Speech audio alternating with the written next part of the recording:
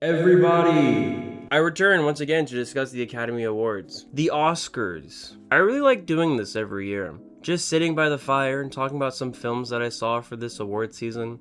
It's quite nice. 2025 was a phenomenal year for film. There were so many movies that deeply impacted me, I don't even know where to start. I guess to help focus up, to start off just talking a bit about performances. A big one this year that really fascinated me was Timothee Chalamet and Marty Supreme. I've been a fan of this guy since Call Me By Your Name, me and many others alike. That was definitely his big moment, and to see him take on roles that were much more bigger in scale afterwards was really cool to see. But what really shocks me is even after all of the success of Dune, he still brings a performance that I consider to be his best. Just to talk about the film, Marty Supreme was directed by Josh Safdie, known for Uncut Gems some years back, as well as Good Time and other films. He usually works with his brother Benny Safdie. The Safdies have become quite the name in contemporary and art house film community. I would even be confident to say they've branched out into more average film goers as well. That being said, they decided to work on completely different sets of movies this time around, that both came out this year. This is definitely a year for the Safdies. Benny was working on a slow and contemplative piece about a wrestler that was really different from the normal.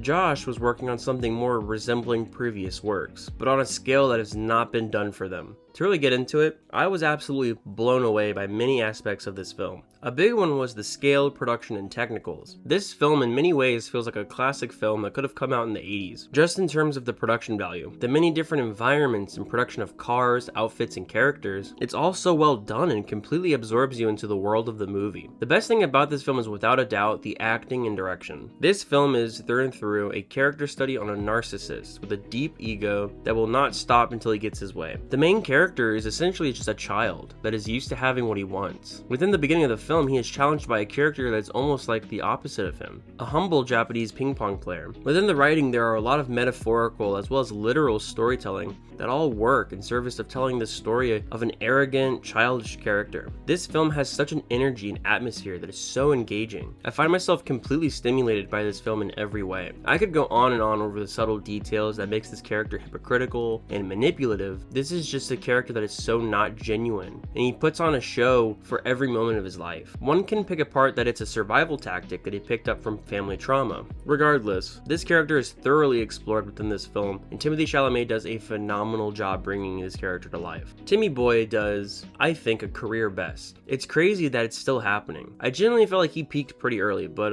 apparently not. The acting all around is stellar from everyone, with moments of the characters yelling over one another, and that leads kind of the direction. The direction of the actors were incredible. The editing choices and movement of the camera is so beautiful and expertly done. It looks gorgeous, and every moment of music within scenes feels purposeful and full of energy. There is just so much love I have about this film. I haven't even talked about how absurd and almost nonsensical this film is at times. There's many moments that just don't feel realistic purposefully. It's almost absurdism that feels substantive. So much happens that it does feel confusing. I will say I believe that was supposed to be purposeful though. For instance, there's a dog within the film that doesn't really have a full explanation. So much happens around and because of this dog character that doesn't fully get explained. I think that is purposeful even though I don't fully know what it all means. However, the dog's name is Moses, and I feel like that has something to say. The movie deserves every ounce of support, so please go see this. Please support it. I already think this film is doing well, and that being said, I'm gonna give this a 10 out of 10. Some other nominations that I really liked this year were Benicio del Toro and Sean Penn for One Battle After Another. The character Lockjaw is absolutely iconic, and I quote and mock that character all the time. Sean Penn does a great job really making that character memorable, from the way he looks to his movement. Benicio del Toro does a wonderful job also, and has one of my favorite moments from that film. When he gets pulled over and doing the line test, it's just perfect in terms of a rewarding moment that's emotional. I loved that film so much, guys. I'm telling you, as I'm talking about this year's Oscars, it's just filling me with so much energy. These are actually, guys, these are good movies. Guys.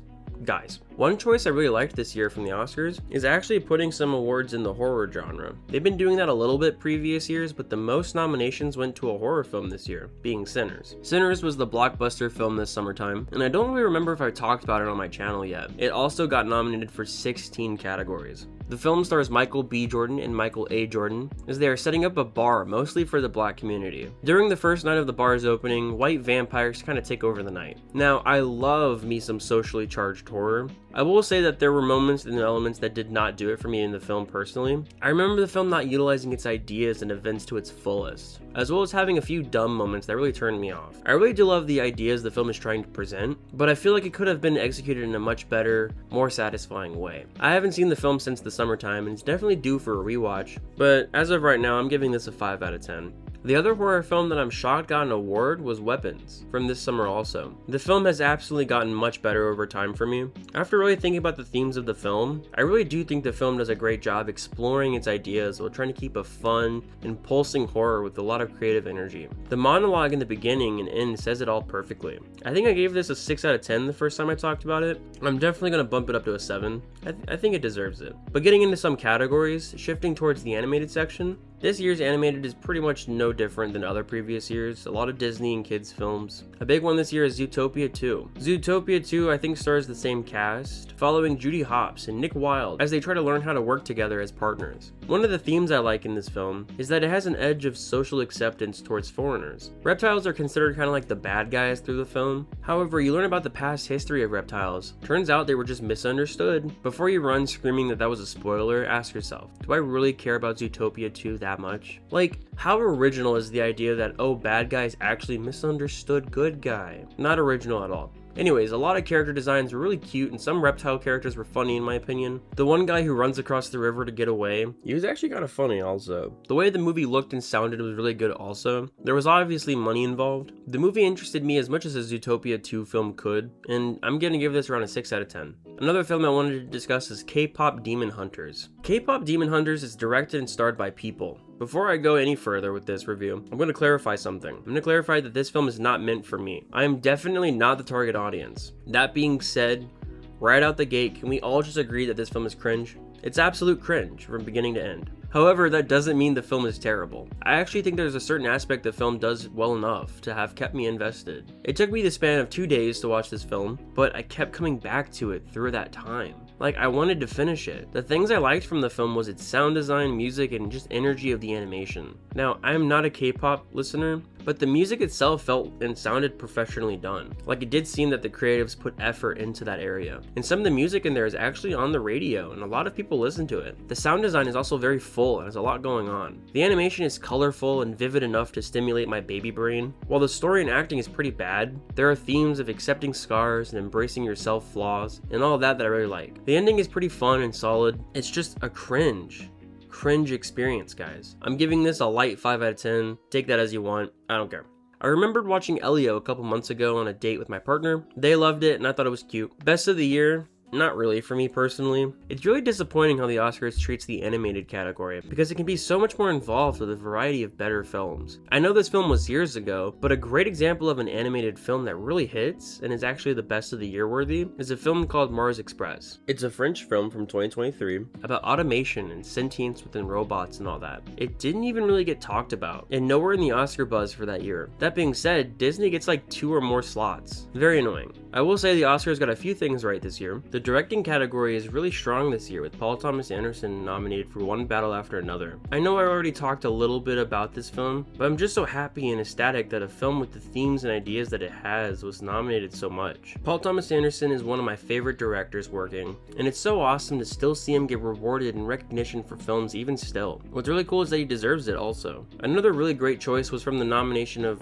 I think it's Joachim Trier. Sentimental Value is a Norwegian film with English purposefully sprinkled in. It's about a family that is trying to patch up wounds from the past and reconnect. The film's characters are exceptionally written. I genuinely feel like this is the best written film of the year for me. Every bit of the story and dialogue serves a bigger picture in understanding these characters. Some characters in the film I absolutely hated in the beginning, but as the film went along, you, like the characters in the film, try to accept people for who they are and the scars they have and they have to live with. The father character tries to connect with his kids, but through his trauma, he has difficulty with processing connection. It's almost the idea that hurt people will hurt others, even without knowing it. There's a million tiny details within the film that reinforce the characters and their character traits. So many great and intelligent decisions were made to really explore and showcase these characters as people, flaws and all. The ending left me with tears, and I'm really happy that this film is getting nominated for a few categories, and it wasn't just thrown into like Best International Film. This is really high up there for my favorite film this year, and I'm giving this a 9 out of 10.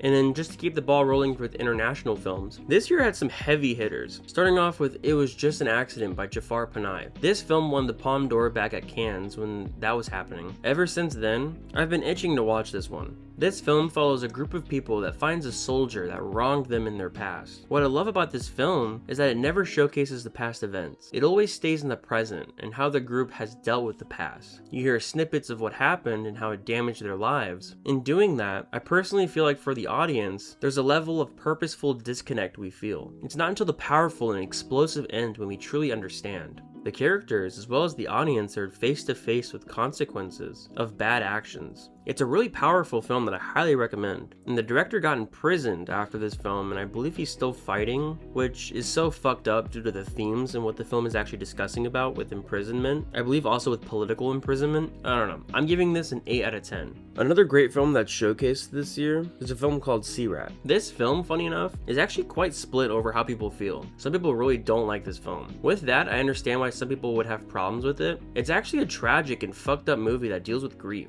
I love the sound in this film. This is a sound movie. I learned that this film is actually specifically made with Dolby Atmos in mind, and so I'm really excited to see how that really sounds if there's ever like a 4K Dolby Atmos disc. The film uses music as almost a stance of therapy. I've heard some people state that the music brings ideas of spiritualism. I really feel like this film is a journey of letting go and truly trying to feel free even in times of heavy turmoil. The ending is so intense and fucked up, I was just kind of left with anxiety. I love that I was being challenged with and what the film was trying to say. I am also giving this an 8 out of 10.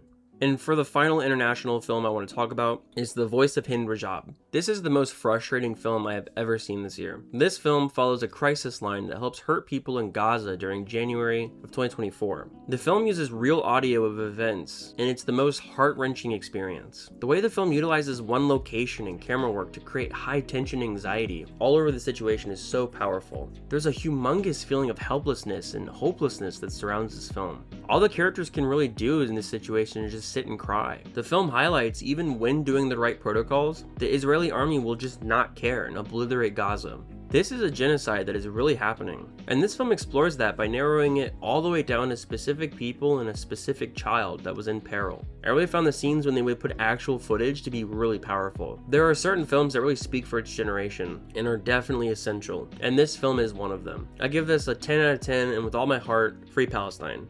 To shift gears before the Best Picture part, I want to bring up the films If I Had Legs I'd Kick You and The Smashing Machine. First, If I Had Legs I'd Kick You stars Rose Byrne as a mother that is also a therapist that is trying to do her best as her life is kind of in a stressful moment. The film has many great creative choices that explore the idea of selfishness, even when you have to look after others. The mother character, I will say, isn't like an amazing mother, but her character is so genuine, and it's so real how she reacts and handles the situation she's in. The film's ending is very frustrating but cathartic. I really loved this experience, and I'm gonna give this an 8 out of 10. Now, The Smashing Machine is another Safdie film, the one I talked about earlier. This one is different though. This stars The Rock as a wrestler that is dealing with a lot of substance abuse and personal turmoils. And now, I really don't have too much to say about this one, but I wanted to bring it up. Now, it's a slow and thoughtful experience that really isn't what you expect a wrestling movie to be. The characters are all interesting even if the writing wasn't perfect. It's an experience I want to revisit at some point for sure, but as of right now, I'm giving this a 6 out of 10.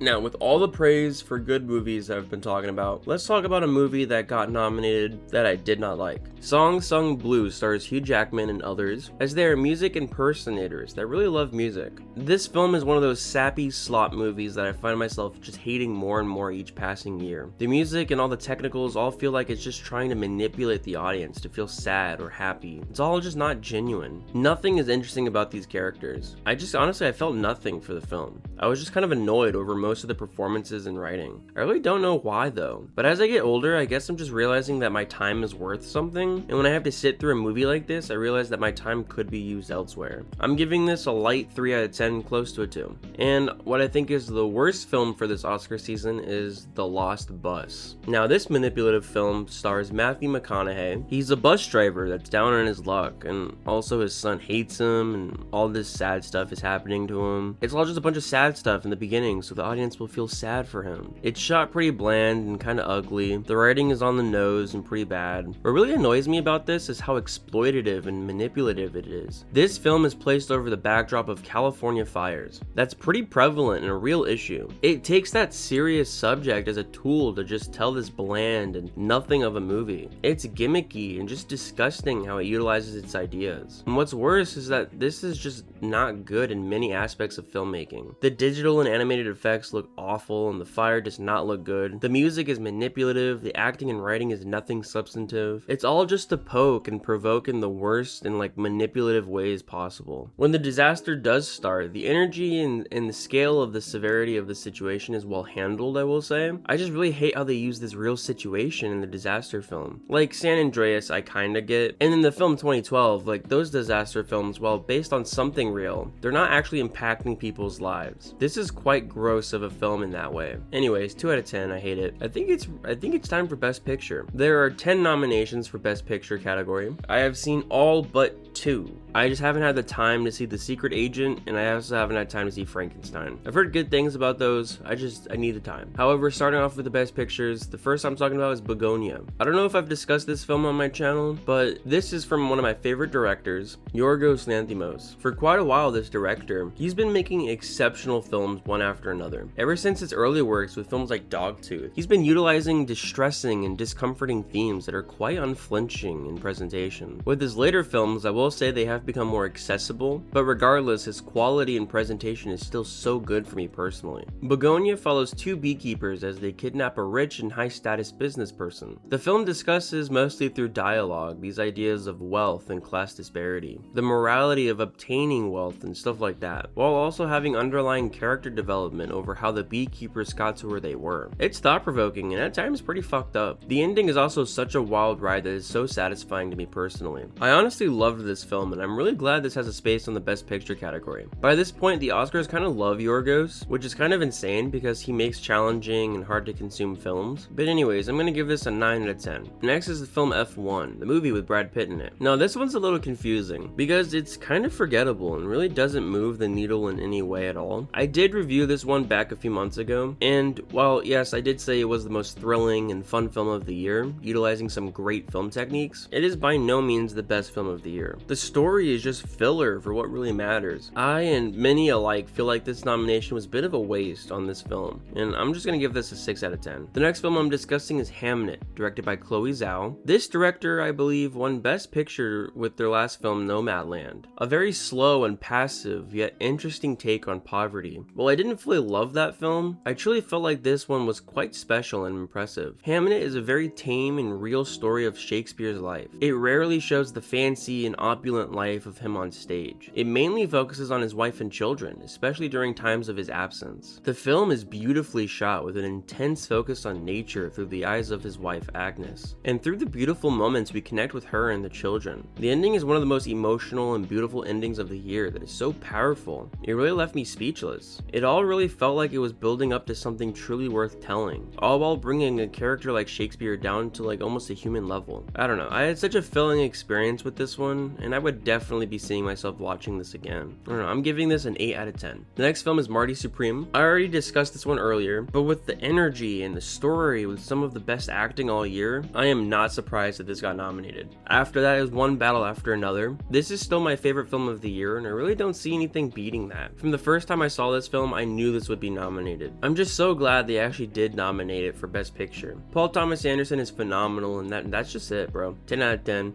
Next is sentimental value. With every day that passes, this film grows on me more and more. It's just the best written film with some amazing characters and just heartbreaking moments. I loved everything about this film. Strong 9 out of 10. Next up is Sinners. Again, I'm surprised and kind of glad that horror genre films are being shown and recognized at the Oscars. Sinners being nominated for 16 nominations is nuts. Even though it didn't fully connect with me, I still feel like there are elements that are worth noting. It's interesting to say the least, and I'm giving this a 5 out of 10. And the last film I'm discussing is Train Dreams. This one kind of snuck up on me this year. Now this one's nominated for a few Oscars, and to be truthful, hell yeah. The film gives heavy feelings and remnants of something Terrence Malick would make. It's very flowy and nature-oriented. It's a fascinating display of loss and healing. It's a human and sensitive film that really struck a chord with me. By the end of the film, however, I do feel like the film ran itself thin and really didn't know how to end itself. It just showed what it wanted and kind of ended. Nothing wrong with that. I would just prefer something a bit stronger. I guess a bit more bite. With that being said, I am giving this a 7 out of 10. And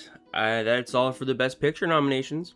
Now, I have no other choice but to discuss the snubs this year. A big one for me is Sorry Baby. That film was beautifully crafted and showed a really interesting character. I would think at least an actress nomination for Eva Victor, at least, but there's nothing for it, which is crazy. I liked Caught Stealing this year, didn't really get anything, but I guess it wasn't strong enough of a movie. I don't know, but I feel like if Avatar is nominated for something, then I guess Caught Stealing could be. Some of it doesn't make sense to me. At the end of it all, the biggest is no other choice. Come on. I don't know if you caught what I did earlier, but no other choice. It's a truly fantastic story that's of its time. Amazing editing and pacing decisions, all with phenomenal directing from Park Chan-wook. It's painful that this film got nothing. But don't worry, Song Sung Blue is nominated, and Avatar, and The Lost Bus. I feel like that is all I have to say today. This was quite fun to discuss, and I have a lot of ideas circling my head. Like always, half of them will come out, probably not. But that's all for now. Bye-bye now.